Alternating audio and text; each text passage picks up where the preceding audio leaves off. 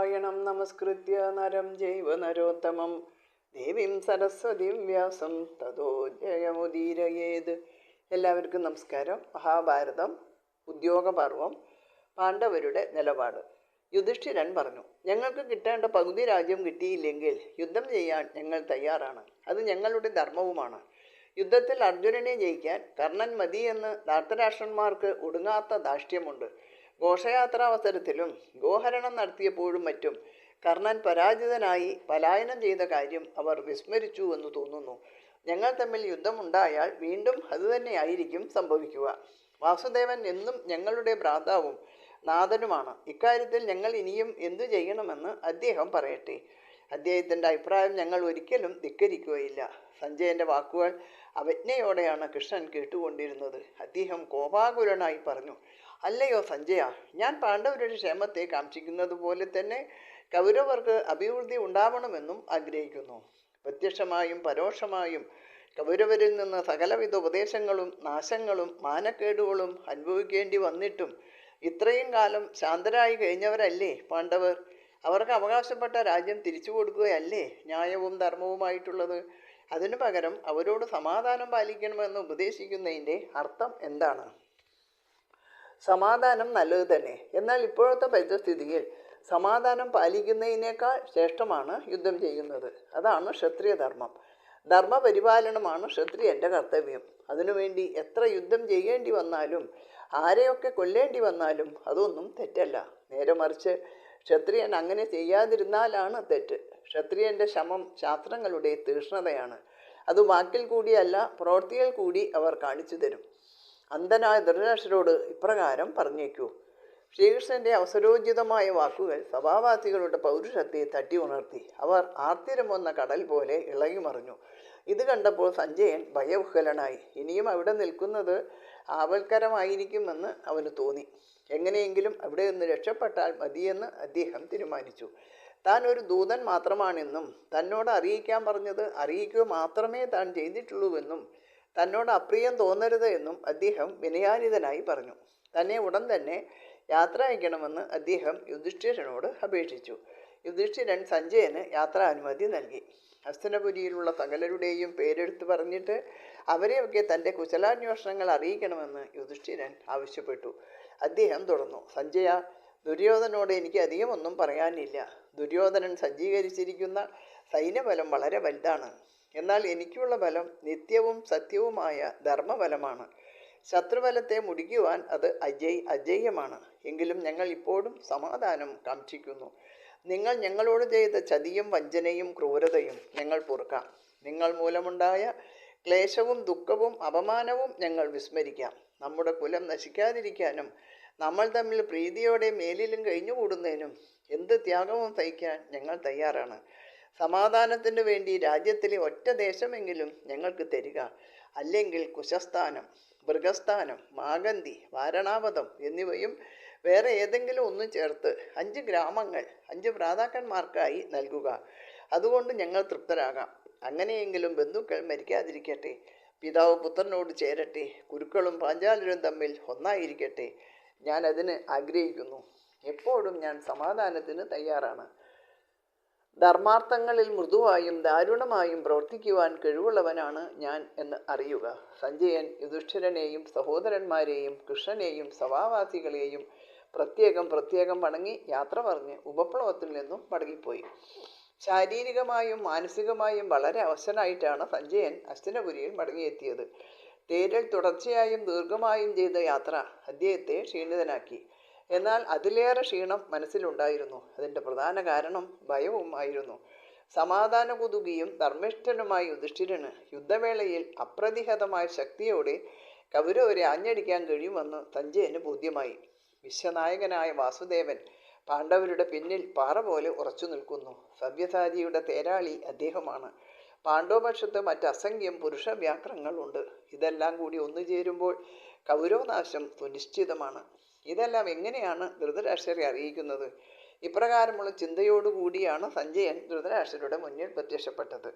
സഞ്ജയൻ്റെ ദൗത്യത്തെ പറ്റിയുള്ള വിവരങ്ങളെല്ലാം അറിയാനാഗ്രഹിച്ച ധൃതരാഷ്ട്രരോട് സഞ്ജയൻ പറഞ്ഞു, മഹാരാജാവേ, പാണ്ഡവരും കൗരവരും തമ്മിൽ ഗണ്യമായ വിശേഷം വ്യത്യാസമുണ്ട്. പാണ്ഡവർ ധർമ്മനിരതരാണ്. അങ്ങയുടെ പുത്രന്മാരാകട്ടെ അധർമ്മത്തിൽ മുഴുകി നിൽക്കുന്നവരും. അങ്ങ് അവർക്ക് കൂട്ടുനിൽക്കുന്നു. തന്മൂലം ഭവാന് ദുഷ്കീർത്തിയാണ് ഉണ്ടാകുവാൻ പോകുന്നത്. ദൈവത്തിന് അധീനമായല്ലാതെ യാതൊരു വിഷയവും ഇല്ലെന്നും പൗരുഷം നിശ്ചയമായും വെറുതെയാണെന്നും ഭവാൻ അറിയണം. അമാനുഷ പ്രഭാവമുള്ളവരാണ് പാണ്ഡവന്മാർ. അവരോട് മത്സരിക്കുന്നവർക്ക് നാശമല്ലാതെ ശ്രേയസ് എങ്ങനെ ഉണ്ടാകും? യാത്ര ചെയ്ത് ഞാൻ ക്ഷീണിച്ചിരിക്കുകയാണ്. അതുകൊണ്ട് പാണ്ഡവർ പറഞ്ഞയച്ചിട്ടുള്ള കാര്യങ്ങളെ പറ്റിയൊക്കെ നാളെ രാവിലെ കൗരവരെല്ലാം കേൾക്കത്തക്ക വിധത്തിൽ സഭയിൽ വെച്ച് പ്രസ്താവിക്കാം. ഇപ്പോൾ കുറച്ച് വിശ്രമിക്കാൻ അനുവദിച്ചാലും. ധൃതരാഷ്ട്രൻ സഞ്ജയന് വിശ്രമിക്കാൻ അനുവാദം കൊടുത്തു. സഞ്ജയൻ അയാളുടെ ഗൃഹത്തിലേക്ക് പോയി. സഞ്ജയൻ പോയ ശേഷം ധൃതരാഷ്ട്രൻ കൂടുതൽ ചിന്താമഗ്നനായി, പൂർവാധികം അസ്വസ്ഥനുമായി. എന്തായിരിക്കും പാണ്ഡവർ കൊടുത്തയച്ചിട്ടുള്ള സന്ദേശം?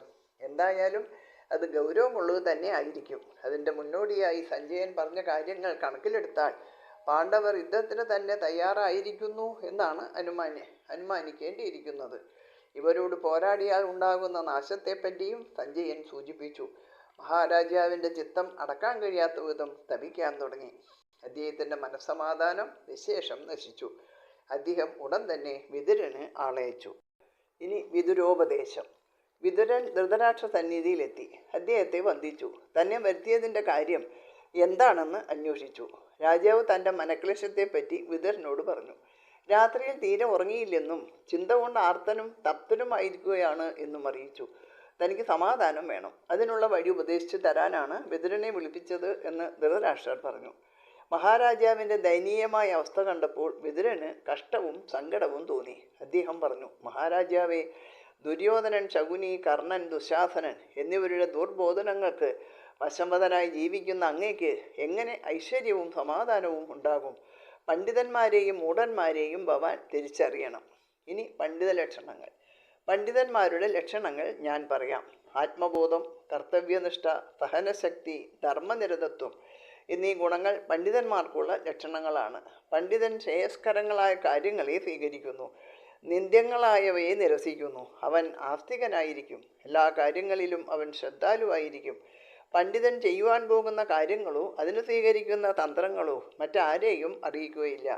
ചെയ്തു കഴിയുമ്പോൾ മാത്രമേ ചെയ്തുവെന്ന് അന്യർ അറിയൂ. അതുപോലെ ശീതോഷ്ണങ്ങളോ ഭയവ്യസനങ്ങളോ ക്രോധമോ ദാരിദ്ര്യാനുഭവങ്ങളോ ഒന്നും തന്നെ അഭിജ്ഞന്മാരുടെ കർത്തവ്യങ്ങൾക്ക് വിഘ്നമുണ്ടാക്കുകയില്ല. അകർത്തവ്യങ്ങളെ അവ സ്പർശിക്കുകയുമില്ല. പണ്ഡിതൻ കാമത്തേക്കാൾ കൂടുതലായി അർത്ഥധർമ്മങ്ങളെ ബഹുമാനിക്കുന്നു. ഉത്സാഹിക്കുകയും യഥാശക്തി പ്രവർത്തിക്കുകയും ചെയ്യുന്നതാണ് വിവേകിയുടെ ലക്ഷണം. അവൻ ഒന്നിനെയും നിസ്സാരമായി തള്ളുകയില്ല. ക്ഷമയോടെ കാര്യങ്ങൾ കേൾക്കുകയും ക്ഷണത്തിൽ കാര്യം ഗ്രഹിക്കുകയും ചെയ്യും. ഒരിക്കലും കിട്ടാത്ത വസ്തുക്കളിൽ ആശ വയ്ക്കുകയില്ല. നഷ്ടപ്പെട്ടതിനെപ്പറ്റി ദുഃഖിക്കുകയില്ല. ആപത്തുകളിൽ ധൈര്യം വെടിയുകയില്ല.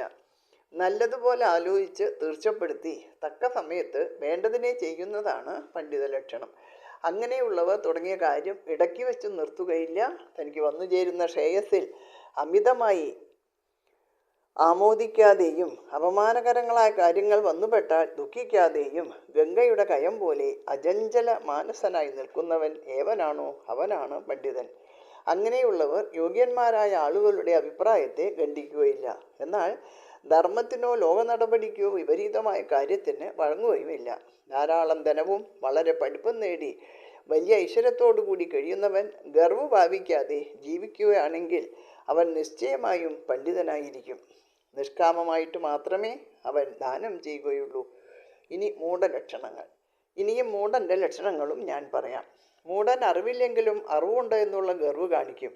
ശാസ്ത്രബോധമില്ലെങ്കിലും എല്ലാം അറിയാമെന്ന് ഭാവിക്കും. കയ്യിൽ ഒന്നുമില്ലെങ്കിലും എല്ലാം തനിക്കാണ് എന്നുള്ള തൃഷ്ണ വർദ്ധിച്ച് എല്ലാറ്റിലും ആശ വയ്ക്കും. പണിയൊന്നും എടുക്കാതെ വേതനം ലഭിക്കാൻ ആഗ്രഹിക്കും.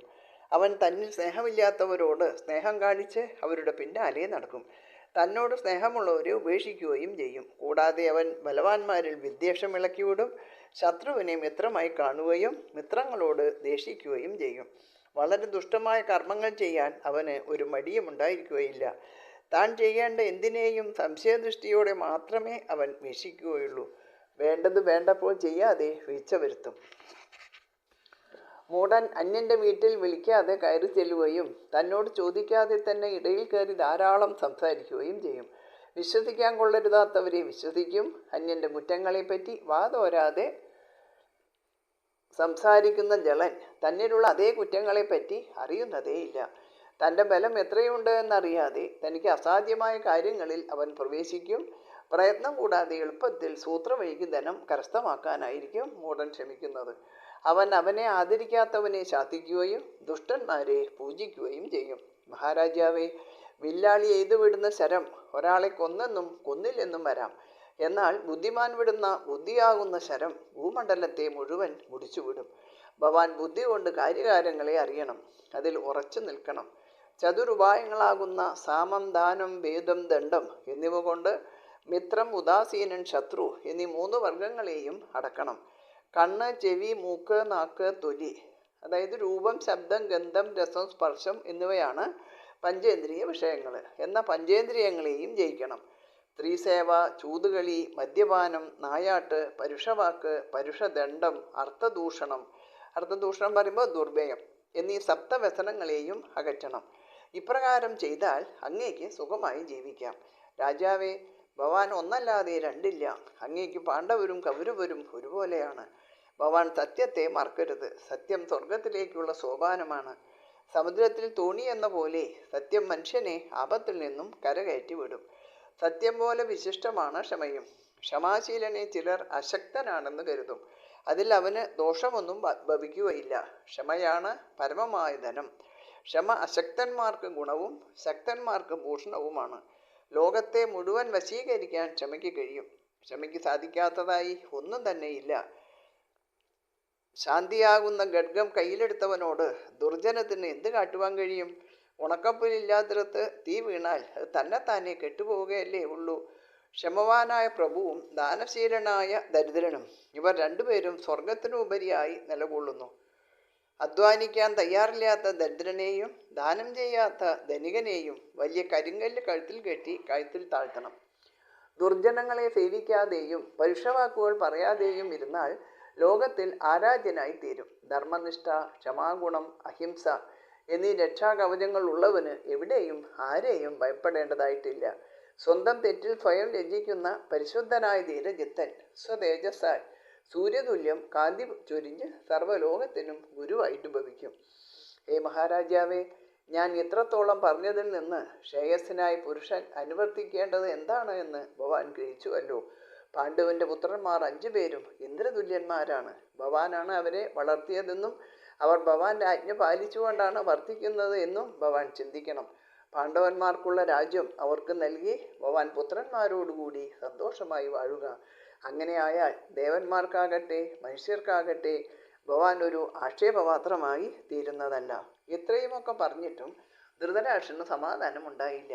ചഞ്ചലമായ അദ്ദേഹത്തിൻ്റെ മനസ്സ് അസ്വസ്ഥമായിരുന്നു. തൻ്റെ പുത്രന്മാർക്ക് ഇപ്പോൾ ഉള്ളതൊന്നും നഷ്ടപ്പെടാതെ യുധിഷ്ഠിരനെ എങ്ങനെ തൃപ്തിപ്പെടുത്തേണ്ടതെന്നായിരുന്നു അദ്ദേഹത്തിൻ്റെ ചിന്ത. അദ്ദേഹം പറഞ്ഞു, ഉറക്കം വരാതെ ചിന്തയിൽ എരിഞ്ഞുകൊണ്ടിരിക്കുന്ന ആൾക്ക് എന്താണ് വേണ്ടതെന്ന് പറഞ്ഞു തരൂ. വരാൻ പോകുന്ന ദുഃഖകരമായ സംഭവങ്ങളിൽ ഞാൻ ആകുലപ്പെടുന്നു. യുധിഷ്ഠിരന് ഇഷ്ടമായിട്ടുള്ളതും കൗരവർക്ക് ശ്രേയസ്കരമായി ഭവിക്കുന്നതുമായ കാര്യം ഭവാൻ ഉപദേശിച്ചാലും. ഇനി ബാക്കി ഭാഗങ്ങൾ അടുത്ത ദിവസം. എല്ലാവർക്കും നമസ്കാരം. സർവത്ര ഗോവിന്ദ നാമ സങ്കീർത്തനം. ഗോവിന്ദ ഗോവിന്ദ.